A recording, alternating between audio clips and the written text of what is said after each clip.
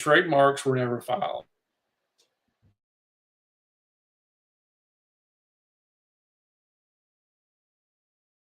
Hey, yo, it's me, Pops Van Marmalade, and you're watching the Comics-Related Madness Network. Uh-huh. So come get some. CromCon. CromCon.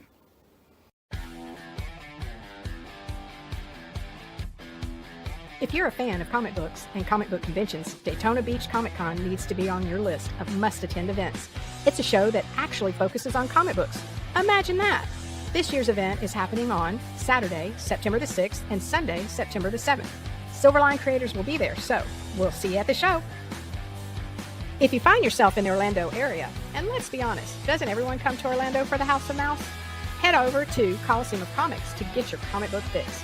Be sure to check out their location on East Colonial Drive, where they carry a wide selection of independent comics, including Silverline books. Stop by and don't forget to tell them Silverline sent you. Hey, if you're an independent comic creator looking to get your comic printed, look no further than Kablam Digital Printing. They print our comics and do a fantastic job. They can even print special edition covers. When you reach out to them, be sure to tell them Silverline sent you. Looking for a bold way to boost your business? Advertise with Silverline Comics, reaching readers across the U.S. and around the world. Affordable rates, passionate fans, and national and international exposure, all packed inside thrilling, action-packed comics. All ads must be PG-13, perfect for reaching all ages. Spots are limited. Grab your ad space today and become part of the adventure. Silverline Comics, where adventure lives and your brand thrives. Email us at silverlinepublishingllc@gmail.com for more information. And make mine Silverline. Hi, this is Tim TK, host of That Silverline Show on Tuesday. Join us at 11 p.m. Eastern, 8 p.m. Pacific every Tuesday night as we discuss pop culture and the joys of making comics. Hi, I'm Barb Kelber, co-host of Silverline's Wednesday Wham. Join us each Wednesday nights as we discuss comics, literature, movies, and anything else that may catch our attention. I'm Roland Mann, and I host Silverline's Silver Sunday. Join me every Sunday at 8 p.m. Eastern as we make mine Silverline.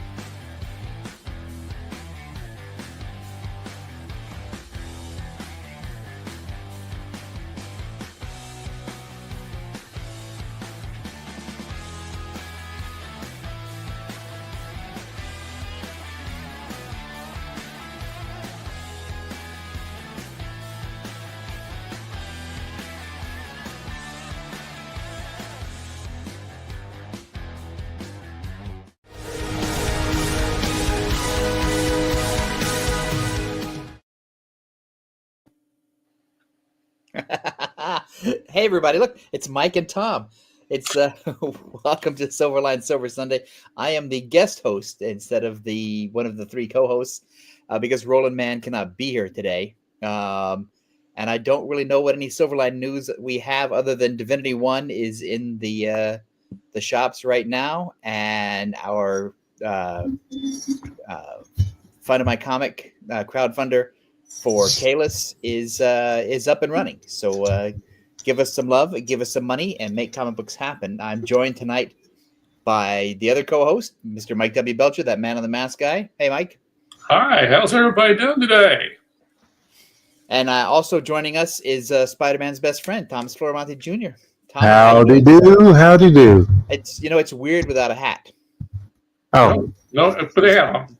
Just so you know, it takes me a second to understand that I'm looking at Florimonte. There we go. Yep. Right. See, still nice, full set of hair at 57, 56, however old I am. You're not even hiding it. It's No. Yeah. All right. Well, what's your secret? What's your confidence level? Why? I don't know. My grandfather had a good set of hair, so I don't know. And if your grandmother, where you get your hair from? I don't know. Supposedly your mother's side of the family is where your hair gene comes from. Yeah, I don't know. My father's side of the famly went bald. I do. I do know what it is. Renee and I don't have kids. So you're not pulling your hair out. That's exactly right. All right. So tonight, everyone, we are talking about a subject that is near and dear to my heart.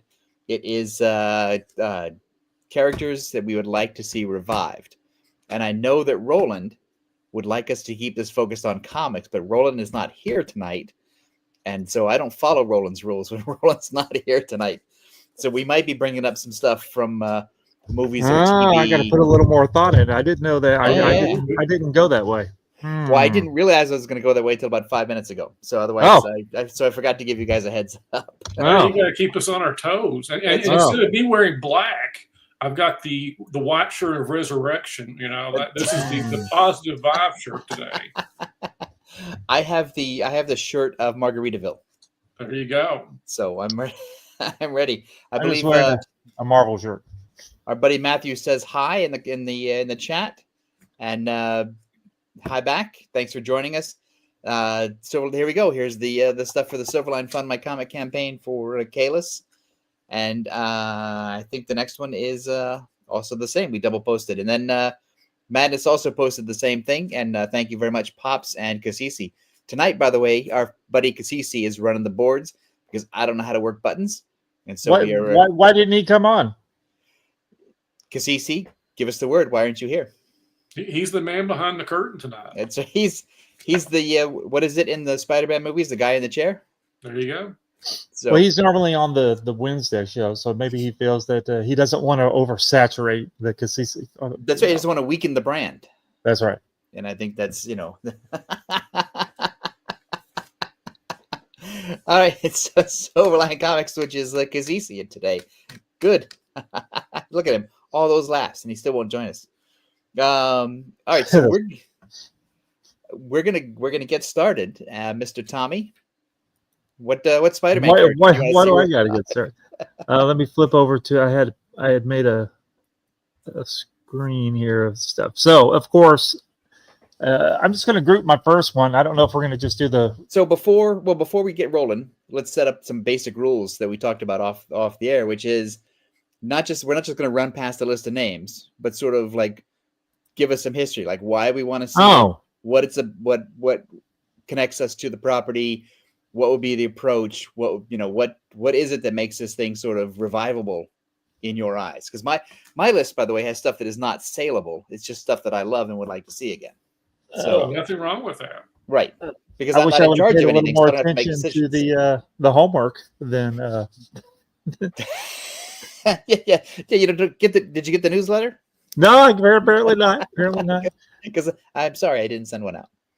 But Mike understood the assignment. I think I might have, yeah. Yeah. So well, of course, I never I don't pay attention to. Well, you have a job. No, but today's job. Oh, Mike has a job. Yeah, I'm the only one. Yeah, I'm the only filthy freelancer. No, today's job. We went to a theme park, and then I got home in time to do. Wait, was it Disneyland? No, we went to Universal and Islands of Adventure today. We jumped back and forth between the two parks. Okay. Yeah, because there is a Disney got to ride the Velocicoaster. That's a really good roller coaster. That's fun. Anybody throw up? Nope. Nobody got sick. Not a good roller coaster. No, we did do the Men in Black ride, and that ride spins around a little too much for me. That made me a little dizzy. How does it tie into the Men in Black? The spinning part. It doesn't. You're in a car. It kind of goes through, and you're fighting against another group that's in a car. So you're kind of dueling at the same time, and it's one of those shooting gallery kind of games. But It's a big car that goes around, and you're shooting at stuff, and then you can shoot the other car. If you hit the little bullseye on the other car, you make it spin around, so those guys can't. So it's like one car, whoever you add up everybody on one car, and then the other car, you see whoever wins, kind of right. Kind of okay. So yeah, that's where the spinning. I mean, you're trying to mess up the other people so they can't aim at anybody. Did you win? The aliens and stuff? And the alien, it's one of it's that the thing that the police use, like the character pops up behind the thing and you shoot him. So it's an alien will pop up, and then sometimes good guys come up. And I think you get negative points if you shoot the good guys. Yeah, but I think you just shoot everybody just to be safe. You never know. I did. Did you win? Did you defeat your? I don't know who won. Tommy? What's the point, really? If you don't know who won, are you truly American? Goofing off, trying to see how because it was 90-something degrees, so it was really hot. All right, so our topic tonight is Tommy's favorite rides at theme parks. No, Roller coaster. Our topic is still characters we'd like to see revived, and Tommy's going to go first. Well, I didn't do the thing. I think on your feet. Think on my feet. It's for me. I've got a couple of groups of things, but I'm going to start off with one. I like all of the. Some of them have been in the latest movies and stuff that have come out, but not the way that I like them. I like the older Sinister Six group of Spider-Man bad guys. Now, I know this is not kind of what you guys wanted to talk about. No. It's some of these rules are like wide open. So yeah, but so for me, it's everybody but Kraven the Hunter. So mine's more like the Fabulous Five. You give me the Lizard, Mysterio, Sandman, Electro, and Doc Octopus. Those guys, I wish we could get more of those guys. I wish they would revive it. Now they pop in from time to time, but it's all that older. Those guys were always in the Spider-Man books way back in the day. But I've always had a big I don't know, a big love for Mysterio, the guy with the big fishbowl on his head, and then the old Electro that had the big starfish head thing, rather than what they did in the newer Spider-Man movies and stuff. I always thought the Mysterio with the big bowl on his head, I thought that was so cool as a kid. I still do. I think it's really cool. Well, because the thing is, it's comics, so it doesn't have to be realistic. It just has to look like a great comic, and the colors of his costume offset the colors of Spider-Man's costume, and still pop against the Manhattan background. Yeah, the purple and green of his costume and stuff. Yeah, Mysterio was really cool. And no, I like those early villains because they didn't feel so much like villains as they felt like angry guys. Yeah. And they weren't like take over the world, blow up the city, kind of people. They were just, I've got serious anger issues, and I'm taking it out on this bank or this bakery or the power company or this beach that's made of me. And so it felt like they had goofy motivations, but sort of real motivations. Yeah, they were one step away from being regular people if they could just solve their issue. And they were volatile to each other. They were very different walks of life. Yeah. Yeah. And that's the other thing too. It's basically you take 5 people who are never going to be friends. No. And put them in a room, and then, your parents said to play nice, and they're like, no, I've got 8 arms, I've got a fishbowl for a head, I've got electricity powers, and I can make sand. I can turn into sand. Woohoo! Right. I'm a sand guy. Yeah, I'm a big walking around gecko. Oh boy, you're scary. Ooh. But you take all of them and put them together, then they can finally fight Spider-Man. Yeah, there is. Fishbowl. What I liked about him was the smoke effect, and also the fact that you don't see his face. Of Mysterio? Of Mysterio. Yeah. Yeah, just a fishbowl. That was it. Also, it looks like his nipples are eyes. Bro, the eyes get you. It does. They mesmerize you. It's help me, I'm mesmerized. Yeah. But to be quite honest, for me it was just the base of what their characters are. Now, if you ask me what their real names were and stuff, I know Doc Octopus, Dr. Octopus, or whatever. Right. What was his name? Now I forgot. I knew what it was earlier. But all their real names and stuff. Dr. Octavius. Otto Octavius. Yeah, Otto that's Octavius. Right. There you go. Yeah. I'm fine. It sounds like a concert pianist, and also it continues Stan Lee's penchant for names that start and end, that have first and last names have the same letter.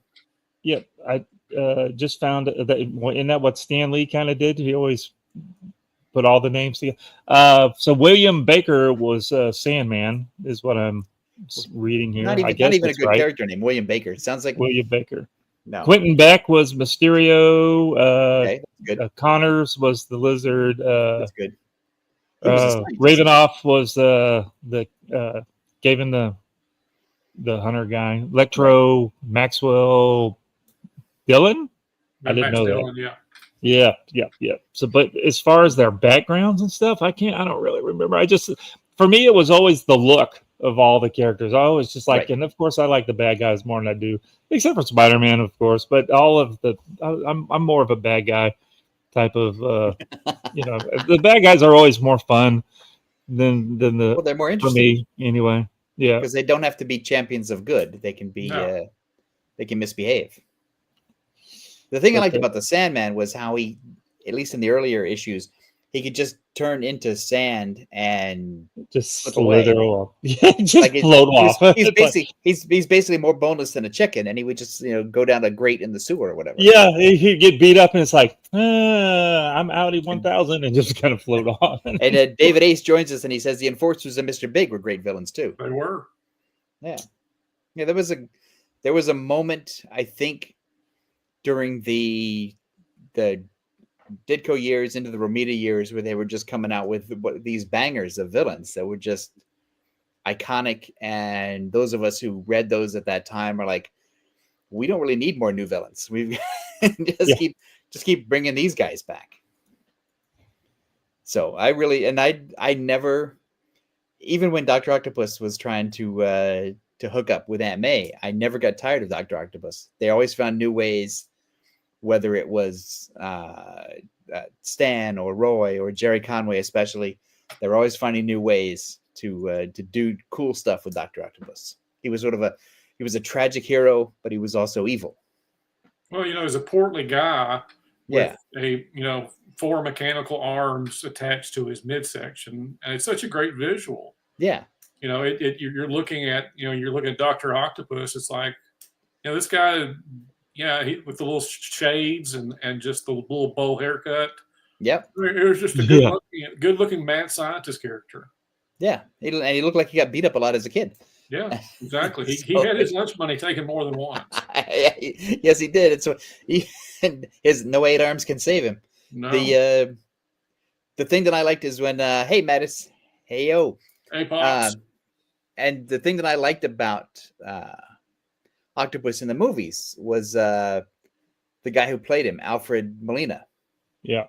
I thought was a great iteration of the character, especially when he comes on screen and he goes, "Hello, Peter." It's like it's a great character that made an excellent transition to. He made a good Doc too. Yeah. A lot more dimensional than the one in the comics. I mean, other than trying to kill Spider-Man and take Aunt May out for Saturday dinner, that was pretty much Dr. Octopus. That's right. Come on, Aunt May, we're going for roast. We're going to go get some pizza. Let's go. and really, the Green Goblin was a formidable foe, but I think he got Spider-Man more jams.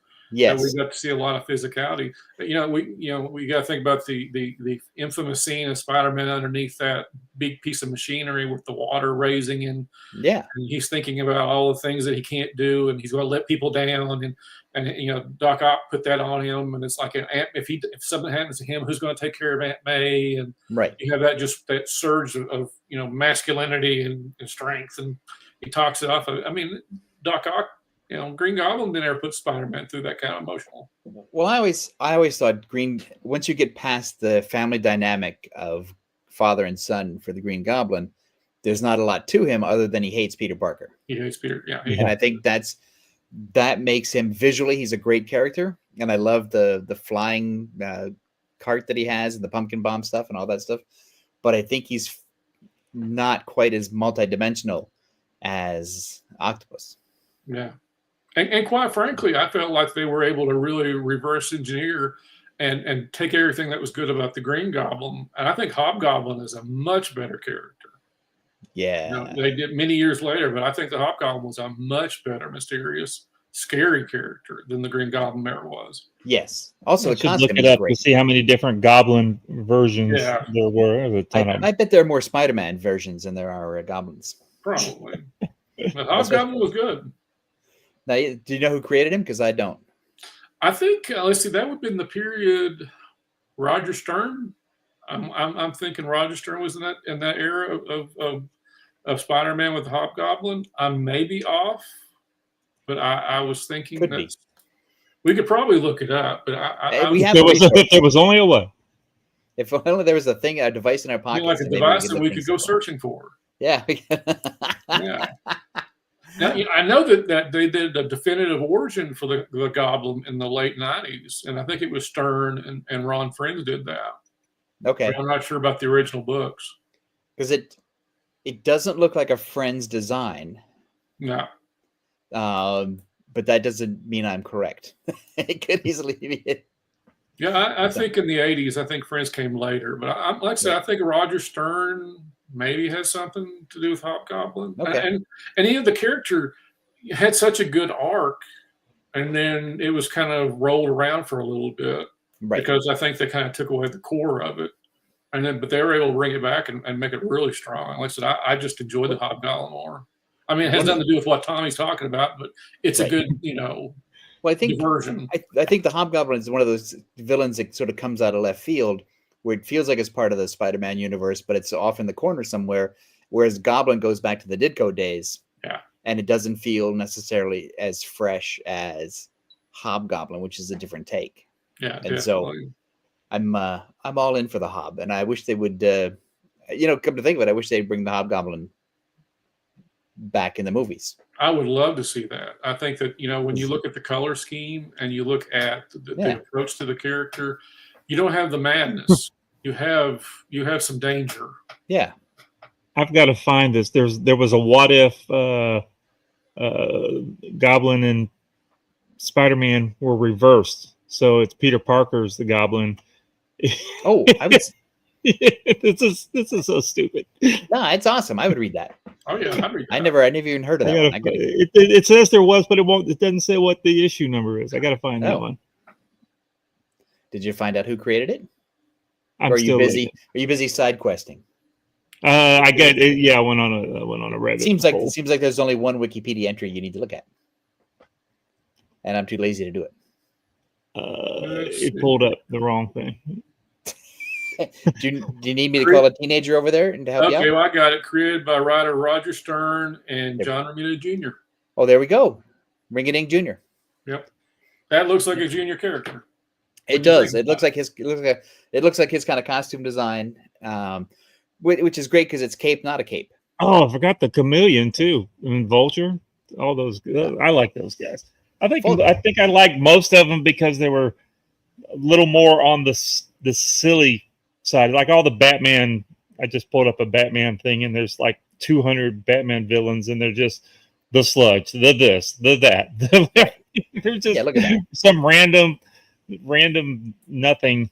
That not too much detail about them. It's just that we need some guy in a black outfit. We'll call him the Shadow. You got the Vulture being a senior citizen flying around, beating Spider-Man around the cityscape of New York. That was a great thing that I thought the movie did really well with Michael Keaton as the Vulture. He's basically an old man, a father figure, grandfather type of figure, who it's like, I know you, Peter Parker. Watch yourself. Don't kiss my daughter. So, and as I think Vulture is one of the first of the senior citizen villains that I can remember. Oh, would Red Ghost in Fantastic Four? Oh yeah, that was an early Kirby. He would be a senior citizen, definitely. Yeah. And oh man, well, it's on the tip of my tongue. I'll come back to it. All right, Tommy, good choices. Let's move on to Mike. Mike, what do you got? Well, I've got 2 or 3, and they're all kind of, of course, in my wheelhouse. There was a character that I caught in the 80s. I mean, like I said, I'm an 80s kid. A lot of the stuff that I saw, I was exposed to, and then point and clicked and everything as the years went by to other type of characters. Right. There was a character Marvel did. I think Chaykin did this. It was a character called Dominic Fortune. Oh, yes. And it was a very pulp noir, very 40s swashbuckler. Yes. And he was, everything, the dashing, charismatic womanizer, everything you'd expect from Chaykin, especially during that period of time, but in a Marvel context. Right. And I always loved the look because you had this swashbuckling, pompadour kind of hair, There you go. See, there we go. Yep. And that's he got the curiosity. girl, and like I said, you had the time period of the 40s. I just fell for it. And what really got me was there was Marvel team up. There was a modern Dominic Fortune in a not nursing home, but an old folks home in his 60s, where he teams up with Spider-Man. And that book always kind of took me because it was done very well. And it was Chaykin didn't do that, right? But it was just arbitrary, and the character just stuck. And I always wanted to do something with him. I'd always felt like that. Like I said again, you had the superhero aspect, and you had the swashbuckler, the pulp story, the detective. Yes. And how you could do that in the context nowadays. You really don't have to alter it too much. I mean, you don't have he didn't have the trench coat, he didn't have the hat. He was this fencing outfit basically, with the heart on his chest. And you basically, I think that's a reboot. I think that's a character they ended up rebooting. I think he's a son or a grandson or whatever. But I still think a character like that works in any kind of if you wanted to do it. You could do grand scale. You could, a person, you could internationally, you could do it low scale, just, a guy in a bar. Right. There's a lot of stretching in that kind of a character. And it always appealed to me. And in fact, he's one of my rejection letters. At the age of 15, I did send in a proposal for a one-shot Dominic Fortune. And I got a very courteous rejection letter from Christian Cooper. I said, I remember these things. And he said he liked it. But he then sent me a photocopied thing of all the things they don't take. And he highlighted this thing in the box that we do not take any proposals of a non-publishing character at the moment. Since Dominic Fortune did not take it. They only bought inventory stories. And so there was not a Dominic Fortune book. So therefore they turned me down. But I always wanted to do something with Dominic. And I still to this day. I mean, there's things, again, the character, it has legs. And then, like I said, even in 2025, I think that you can do something with that type of character in clothes and in costume. I mean, I think it stretches. The great thing about your choice is Dominic Fortune was also on my list, and there we go. Because I love what I love, and David Ace points out the Scorpion issues 1 and 2 from Atlas Comics, which is the precursor to Fortune. Because for those who don't know, Chaykin created the Scorpion for Atlas Seaboard Comics in the mid '70s. And then when Atlas was going to revamp the book after issue number 2 and make it more of a superhero book and less of a 30s adventure kind of book, Chaykin just walked over to Marvel and said, "Hey, I can do the same kind of character for you, and we can call him Dominic Fortune instead of the Scorpion." And Marvel said, "Okay, we'll do that." And so then Howard just sort of slightly revamped it as Dominic Fortune. But it's the same kind of thing that you're saying is what appeals to me about it is that there it is. There we go. With the great Chaykin cover. What appeals to me about it is and by the way, thanks, Kasisi. What appeals to me is that 30s milieu, and with the cars and the fancy clothes that sort of look like superhero clothes, but they're, traditional 30s clothes that are, they don't look old fashioned. They just look like superhero clothes to me. And you've got the different guns, whether they're the Tommy guns or the Colt 45s or whatever. You've got mad scientists galore. You've got all kinds of freaky, weird stuff. And Chaykin always kept it still sort of grounded, so it never got too science fictional. It still stayed sort of pulpy and sort of rooted in the streets with gangsters and music and fashion and missing women, and it's a shame that everybody wants to revamp superheroes, but nobody wants to say, we could do something different. We could, since every book is selling basically the same, why don't we just do a 30s adventurer? Yeah. In the Terry and the Pirates, Milton Caniff, pulp era style. And I understand that, we're all cowards in a way, especially when it comes to corporate money, but I would still love to see it. Oh, heck yeah. I mean, like it just, it's a concept that I think a lot of people, you guys know me. I am the guy that says bring the readers to the comics. Don't take the comics to the readers. Don't. Right. You have to give them reason. You have to give them reason, and you give them a fiction that they can believe in. It could be in the 30s. It could be in the 30s. I mean, it still can be if you present a story that's got legs and that it's got the elements that a lot of people want, and that kind of again a swashbuckling noir character, a pulpy kind of character, but also you could issue to issue you could kind of play with the idea. Like I said, he's a guy in a bar, or he's a guy that's checking out something in Italy. It's really that easy. Yeah, he could be the globetrotting adventurer. Yeah, I think because one of the things that fascinates me about the Captain America: The First Avenger, it's a World War II movie. Yeah, but it's a World War II movie made when people aren't making World War II movies. No, and if you had told me, oh, by the way, Marvel's making a World War II movie, I would have said, that's just what a stupid idea. That's almost as stupid as an Ant-Man movie. And then, but they make a World War II movie, and it works. It pops off the screen. It's a great way to introduce the character, and they sort of nail the idea of comic book World War II. Yeah, and it doesn't turn off the audience. In fact, it makes it lays out the groundwork for everything about Captain America and his character. Yeah, it leaps out of the pages, and you have a legitimate Captain America costume for a little bit in the movie as he's being, very legitimate. I mean, it's not played for camp, but it just shows you what that kind of costume would look like. Yes, but it's legitimate, and it's not played for laughs. It's just he's wearing it for a good cause. Yep, but that's not the cause he wants. The cause he wants is to get on that plane and go over there and bash the Red Skull in the face. Yeah. So, all right.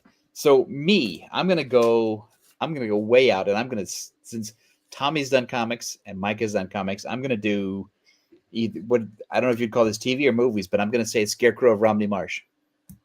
Ooh, yeah. Because it's not shown on the Disney Plus.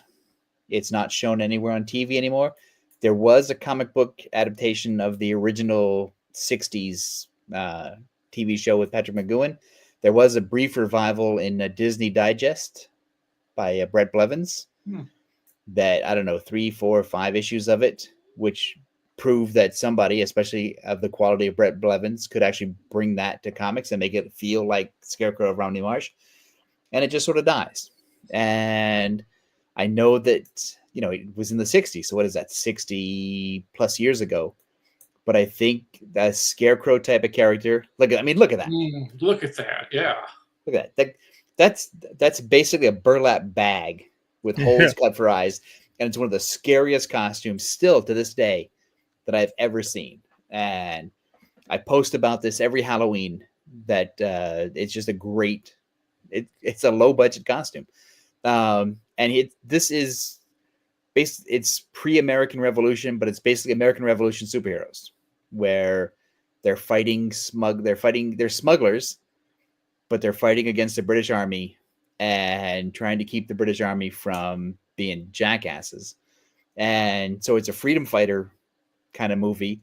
It has all the classic superhero tropes without anybody having superpowers. There's disguises, there's secret identities, there's hidden tunnels, there's piracy, there's there's a wicked soundtrack with the Scarecrow's evil laugh. And some of that, I know they can't reproduce that in comics, but still. And I think they're not necessarily play into the nostalgia of it, because who alive, still saw it on television in the 60s that still reads comics besides, say, I don't know, me. But, some sort of revamp or reboot, keeping it in the pre-American Revolution milieu, I'd be all for it. Oh, yeah. Yeah, look at that. Based on the legend of Dr. Sin, alias the Scarecrow. So good. Perfect comic book character. So in what context and today would you keep it with the time period where you would keep it as far as trying to rebuild it for an audience? I think, because, it depends. I mean, my pitch would be that it would stay in the time period, but then the editor or the person with the money would then say, "What are you, a jackass? Don't do that." And so then you'd have to make him like some great grand relative in the modern era who discovers the past connection and has to don the costume to fight whatever new tyranny you create for now. And then if somebody is interested, then you do Tales of the Scarecrow from the past. Yeah. But my pitch would be, if I had to do that with the modern era, then I would make it more like the Phantom, where it's a legend, where it's a costume and a responsibility gets passed down through the generations. And maybe it got lost for a couple of generations because somebody turned down the opportunity or whatever, and now it's been picked up and revived.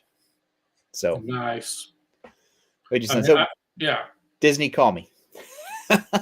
Disney, call him, because I want to see that. I mean, even even without your pitch, I mean, it's still a strong character. It just And I'm fascinated by characters that act like superheroes in a non-superhero world, where they don't have the people who have, like Dominic Fortune, who don't have superpowers but still do the job. Because I think superpower sometimes makes it too easy to fight stuff. And the people who really are the true, like, one of the things that I don't like about Batman now is that he's almost too powerful.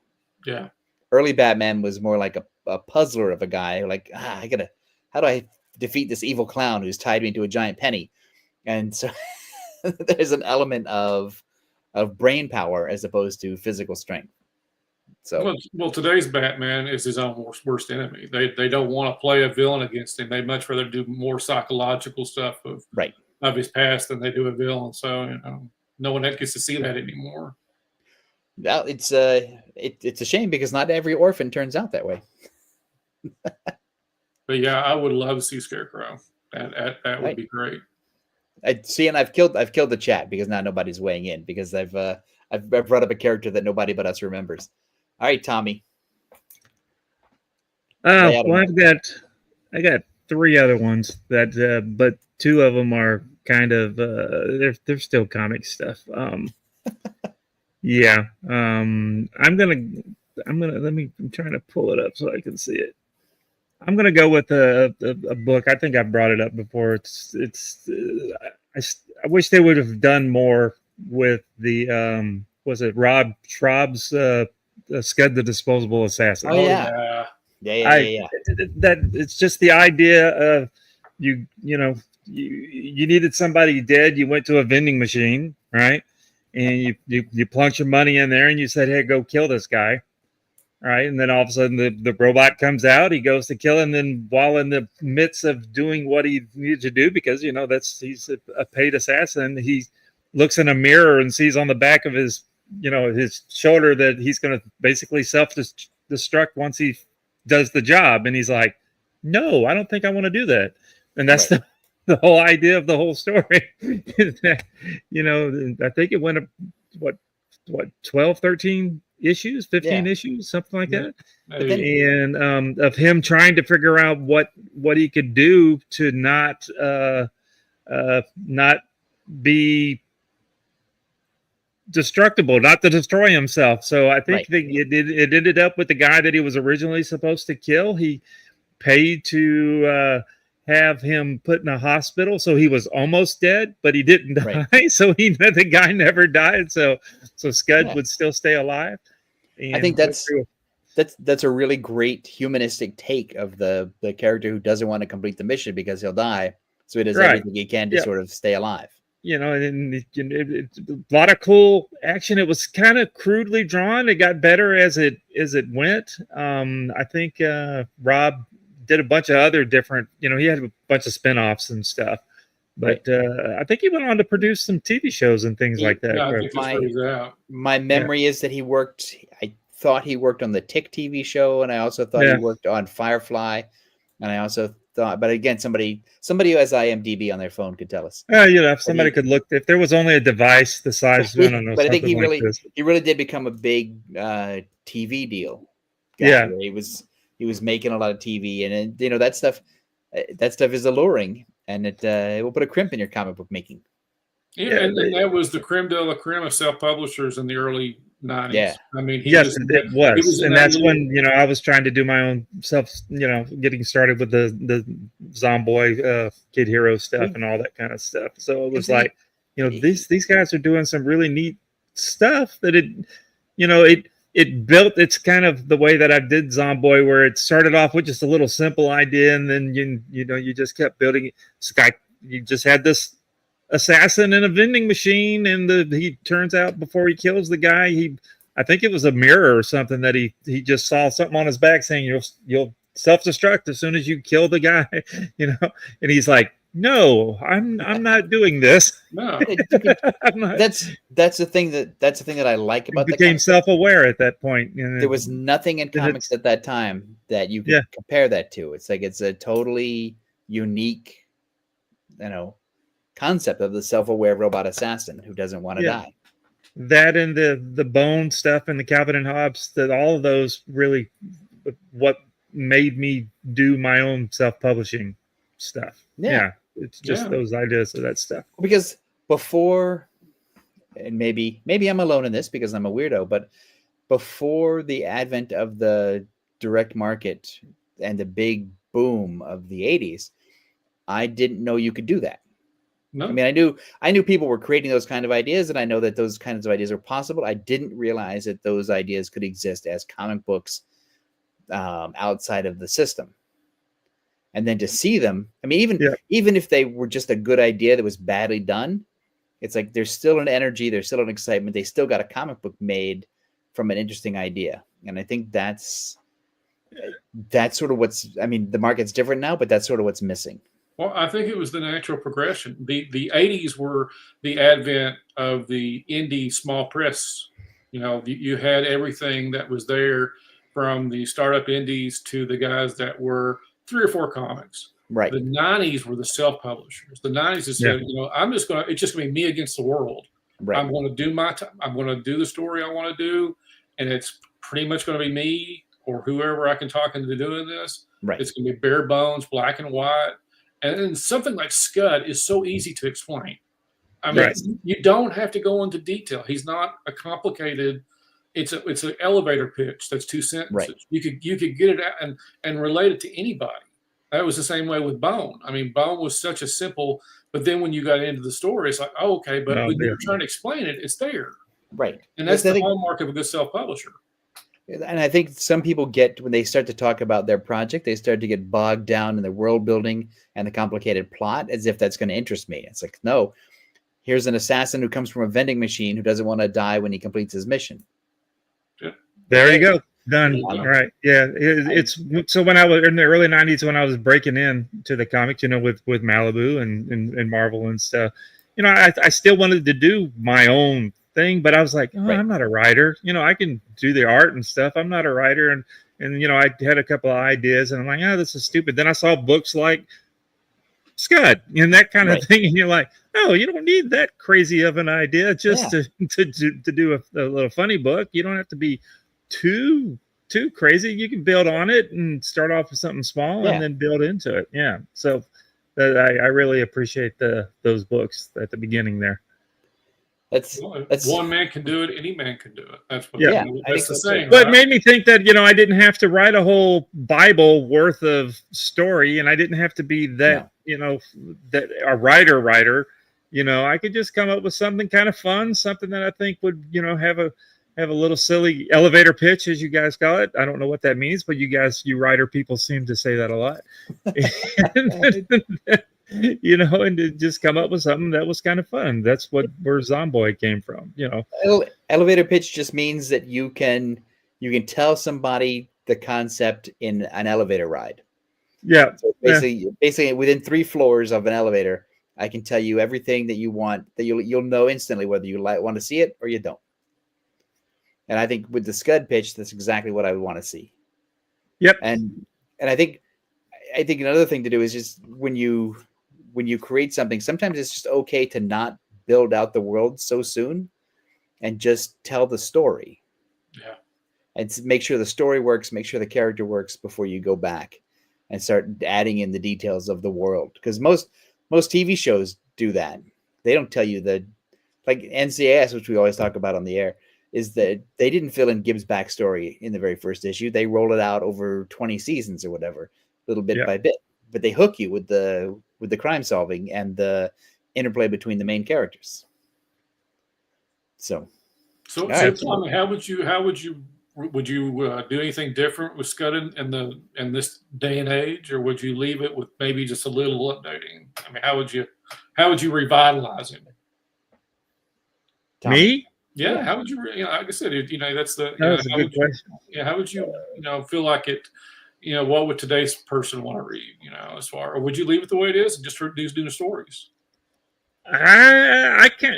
Personally, I'd kind of leave it the way that it is. Your vending machine. He sees a thing. He doesn't want to finish the job to turn himself off, and then just keep making up more stories. And I guess you could build on the fact that the guy was because that's the original job, is to kill the person that whoever. I don't even remember who put the money in the machine to start off with. I got to go back and read through those things. But, figure, you could always get into a little deeper about figuring out, well, how can he break this contract? Because that's what it is, right? It's a contract with the guy that put the money in the machine. Maybe there's a way he can buy himself out of the contract. I don't think that was ever part of the story, so I think it just, and it never ended. It finally, he just quit putting them out whenever I guess he started making his TV shows and stuff.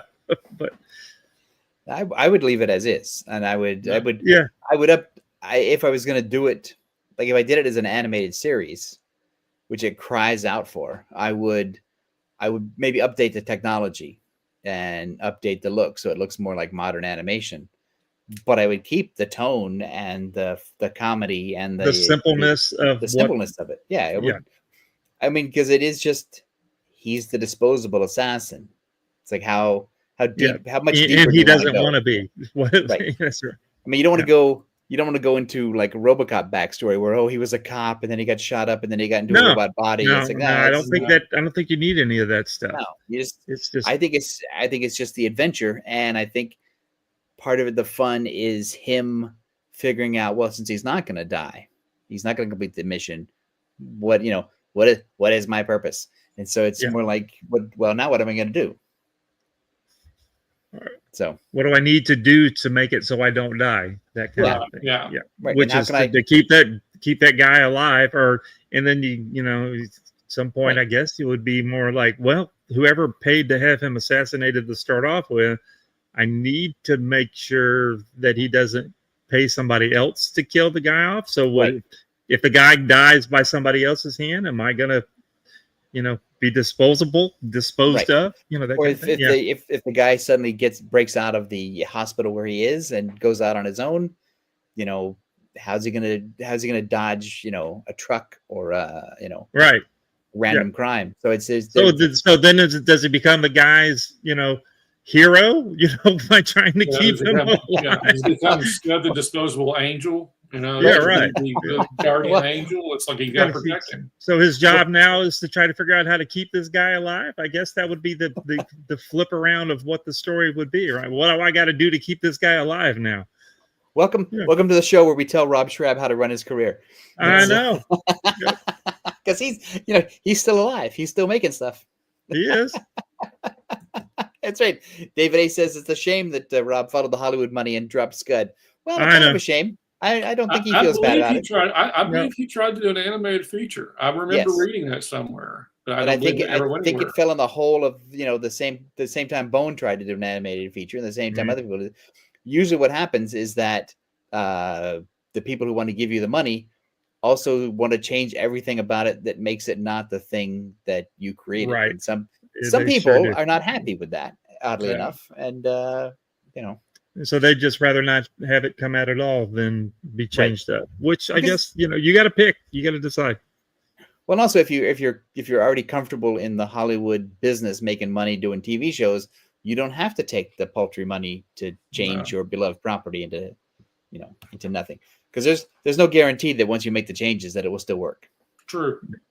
So the Tick worked out really well for Ben Edlund. Yes, it did, and because he was able to keep a huge level of control, and I think that's why it works, because it feels like all the best elements of the Tick comic book translated to television, and still used television to its best form to tell that story. Yeah, and some of the humor that he had a harder time getting along with the comics, it was a lot easier to see in a cartoon form. The animation made it look a lot better and funnier. Oh, Chairface Chippendale still kills me. It's that was a bunch of great characters they had in the Tick. Elseed, Elseed still. It's like I said, it's genius. Those characters were genius. David A. says like Mad Cow or something. Well, there's all kind of weird characters. All kind of real cow. It's a terrific comic, a terrific show. Not a bad decision. I'd sell out too, says David Ace. Yes, of course. Of course. And by the way, I would sell out too. So Disney, call me.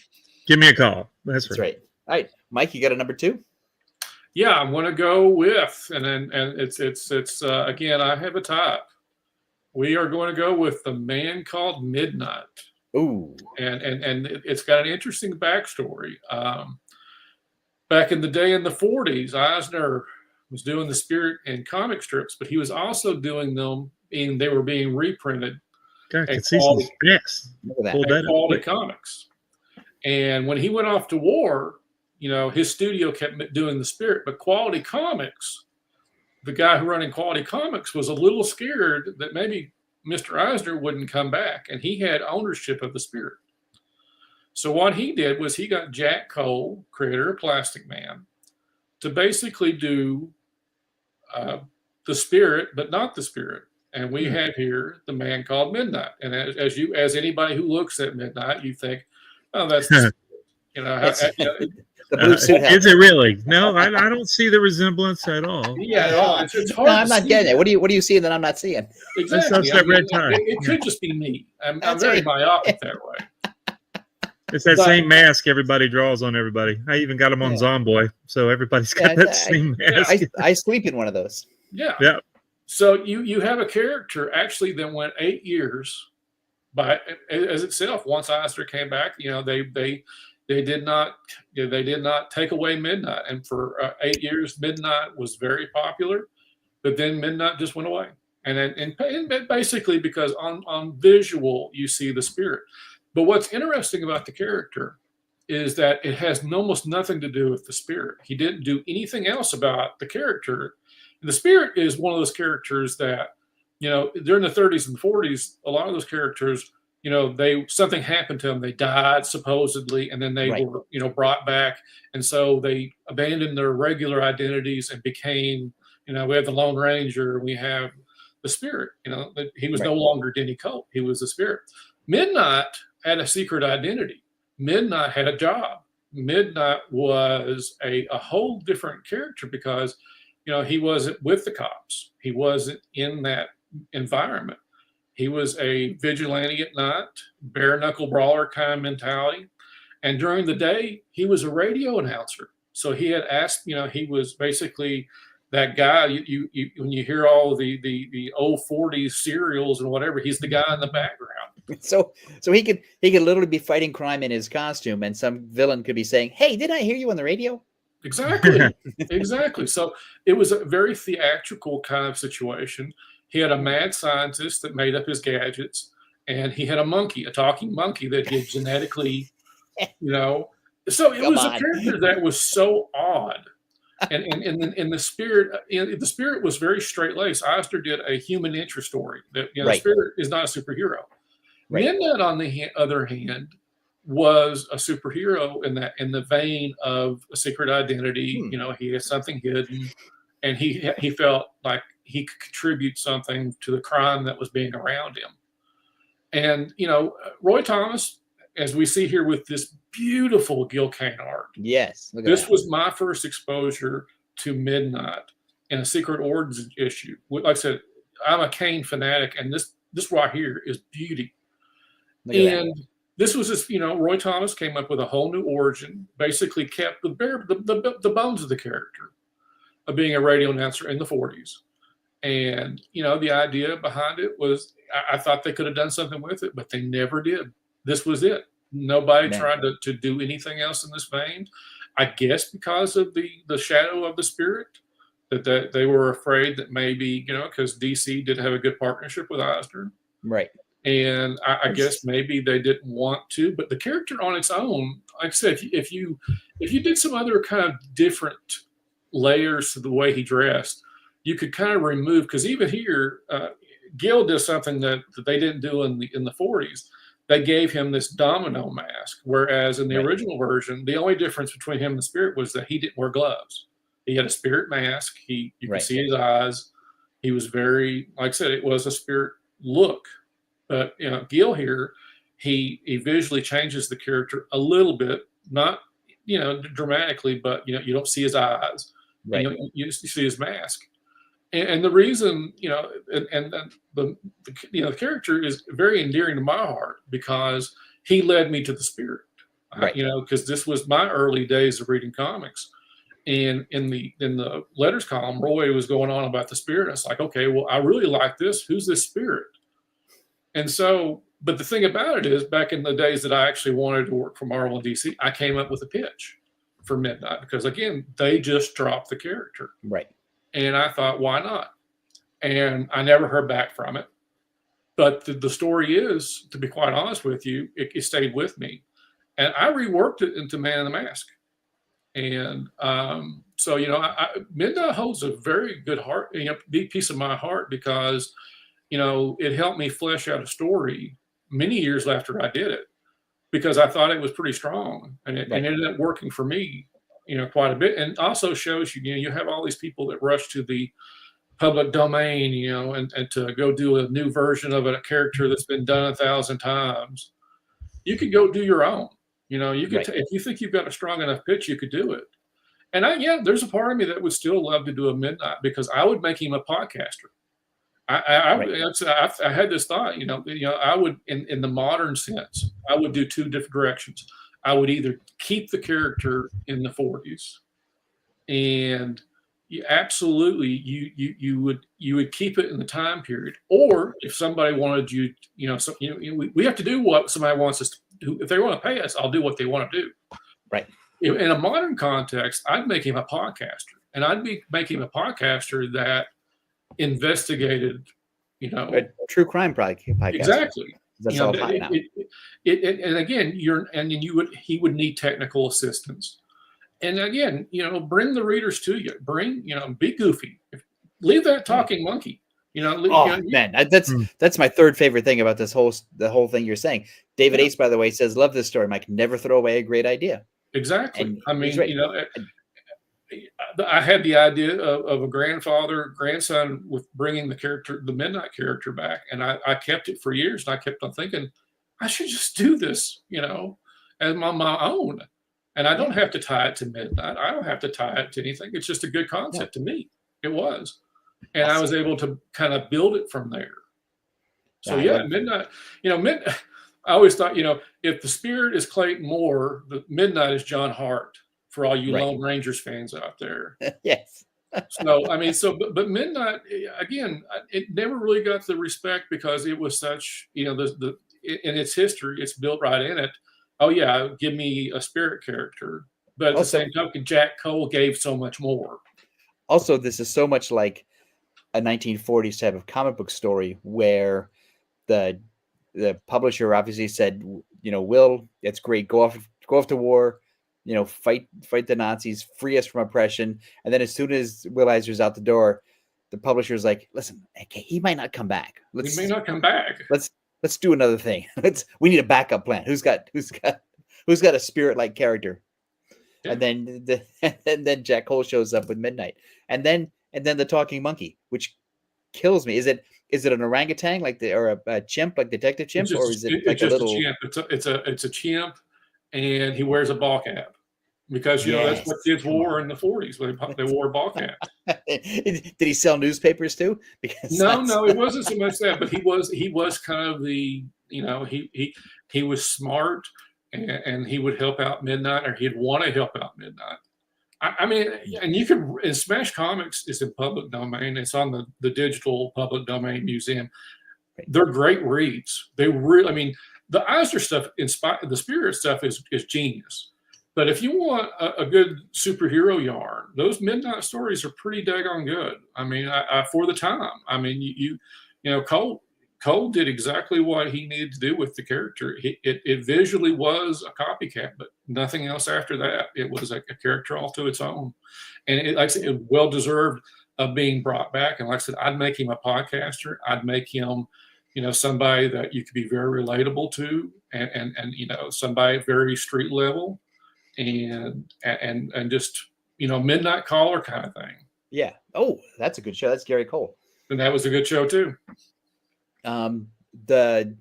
What I liked about what I loved about the Gil Kane drawing is how much Kane got from just tilting the composition, like putting it not on a huge slant, but just a slight tilt. And he gave the character some real power and energy just from doing that. Kane was just a genius at doing that kind of stuff. Well, you know, him tilting the figure. I mean, tilting the figure, it was his thing. I mean, you just look through that, and there you go. That you have Dave Clark, you know, Midnight, and then like I said, you had you know, Gabby and Doc Wacky. I mean, come on, Doc Wacky. Yeah, you got to lean into that if you're going to do it. You got to lean into that stuff. I mean, you know, it really there's something to it.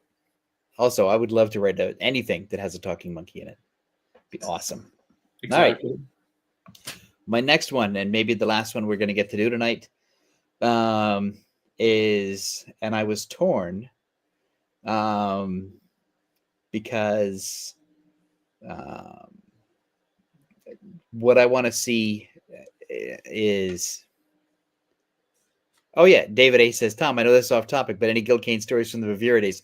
No, but I have several Gil Kane stories from when I used to have dinner with him when he would drop by the Fantagraphics books offices on occasion, and most of them I can't tell on the air. So you have to hit me up, and they're not bad about Gil. They're just Gil talking trash about people that he used to know and work with, and they're fantastic. And but yeah, no, I can't tell them. I have one about John Broome. Well, no, never mind. So, all right. So one of the things that I would want to revive is the concept of well, no, I'm going to throw that one out. I was going to say I would like Men in Black and X-Files kind of comic book to come back, and I'd like some kind of spooky mystery, investigate aliens, supernatural kind of thing. But I think my better pitch is American Flag. I would like to see, because American Flag by Howard Chaykin is the quintessential 1980s comic book where Howard sort of predicted where society was going to go. And in the convergence, I've talked about this before, I think the convergence of where politics and business and show business were all going to sort of merge into one entity and sort of take over everything that we watch and everything that we see and everything that we do. And so he sort of predicted where those 80s were going to lead us in the future of American Flag. And what I would love to see in a new revival of Flag from Howard and Howard only would be based on what, without getting into anything political, but just out of everything he sees going on now in politics, business, and pop culture, and the rise of the internet and AI and all this other stuff, where does he see that leading to? Basically pick up the American Flag character or a similar type of character and give me that, 5 years from now, what's the world going to look like? I would love to see Chaykin's take on that. So, David A says, Challenges of the Unknown by Stephen Grant, Lynn Kaminsky, and John Paul Leon. Be right up your alley, Tom. I know nothing of this comic. Yeah, I've never read it. No. So I will seek it out on David Ace's recommendation. But yeah, so that's sort of what I would like to see. I would like to see Howard return to American Flag, but not to reboot it or redo it, but just pick it up as if it's a modern version of the same thing. There. And I don't have to do anything. I don't have to repitch it. I don't have to. You just get to enjoy it.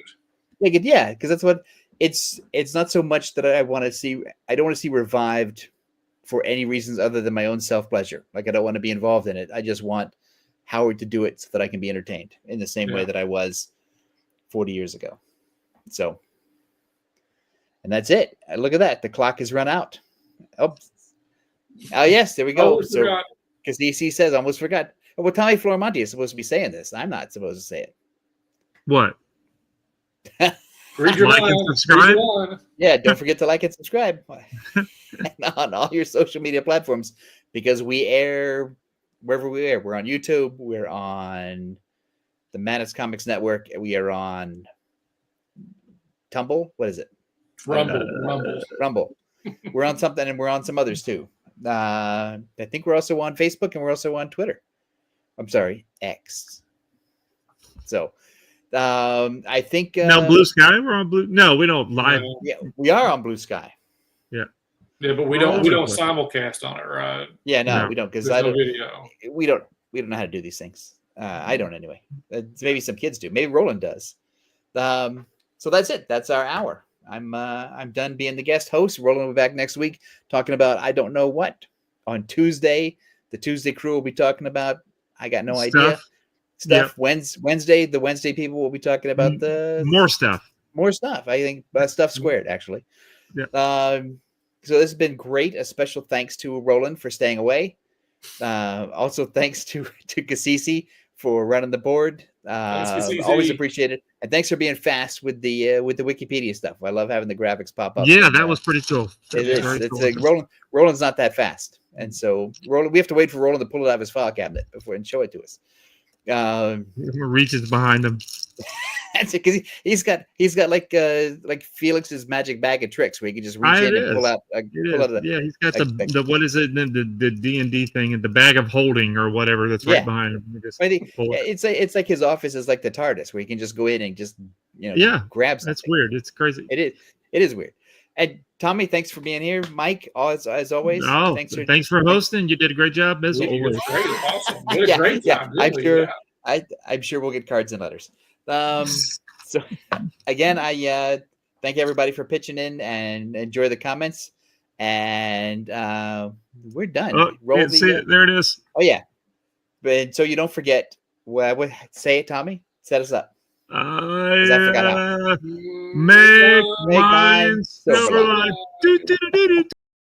Hi, I'm Greg Horn. Make mine Silverline.